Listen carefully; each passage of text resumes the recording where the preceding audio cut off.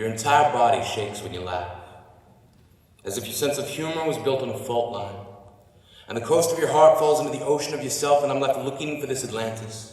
Left looking for this place that exists in stories told by old men who were there when mathematics assured them their willingness to believe was greater than their determination to dismiss. I'm left looking for Atlantis, regardless of the scientists that insist my efforts would be better spent unearthing clues to where the wild things went. Try as it might, faith can't put a dent in fact. So we're forced to watch science reenact the world, as if this universe is curled around this globe, and if we consider that the universe is never ending, then we're not even a microbe. We're like a death threat from a pacifist. We're nothing. But the Heisenberg uncertainty principle states that nothing is so shizzle. And the interesting thing about that is it ensures the principle itself can't even be a fact. But we still act as if this time we can see the forest through the trees. Regardless of the softwood lumber levees, we fall in line like reforested pine. It's all straight rows, everything grows a little less wild, more humdrum, ho-hum. We come from a mentality that rarely sees the horror in symmetry, or the beauty in nonconformity. We insist that for us, everything must be clear-cut. But what about philosophy? What about the tree that fell in a forest that no one was around to hear? It's a little less clear and a little more deep. Deep like, if Oprah Winfrey farts in a bathtub and no bubbles come to the surface, is there an alternate universe where the price of gas is cheap? Possible, but we can't prove it. Any more than we can prove that light can move fast enough to stop a monster hiding in a closet. We deposit our faith in fear, but clear our minds to the possibility that maybe we as adults secretly sometimes still get scared of the dark. Things that go bump in the night. And I can't prove I've ever loved anyone. But despite the smoking and the overweight body, I want to grow old with you.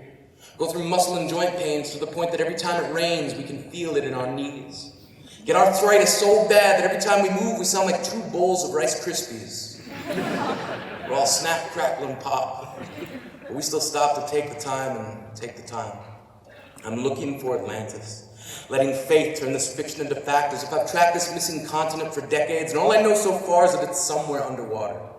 I'm looking for clues in those blurry photos of UFOs and thinking, if aliens are so smart, why don't they start making their spaceships look like airplanes?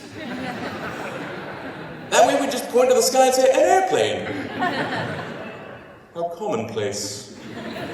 And not at all suspect. We're all shipwrecked on this idea that everything has to be explained.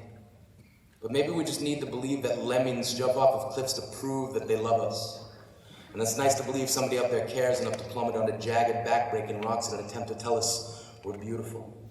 That our fingerprints are like snowflakes, we leave them on everything, but they melt in the time it takes to touch someone's tongue. But if we're lucky, maybe we're remembered along with the sunken cities of a lost continent.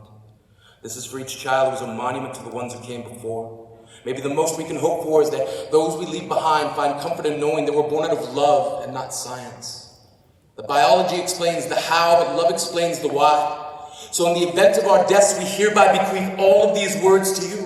And they're only meant to say that uncertainty is something everyone goes through. And there's not much in the way of proof, but believe me, we loved you. We held our breath for your first step, your first word. Laughed when it finally occurred to you, lemons are sour. This is for every time love becomes the finest minute in the darkest hour. This is for those who scour the streets wondering where the wild things went, for the believers who lent us their madness. This is for everyone we miss. And this is for the children who are lost. Sadness is nothing more than the cost of being able to smile once in a while. And grief is the trial we stand to offer evidence that your fingerprints were left on our hearts and our skin. And in terms of proof, love can be demonstrated in giving. Our lives consist of the efforts we give swimming towards a lost continent where you are rumored to be living.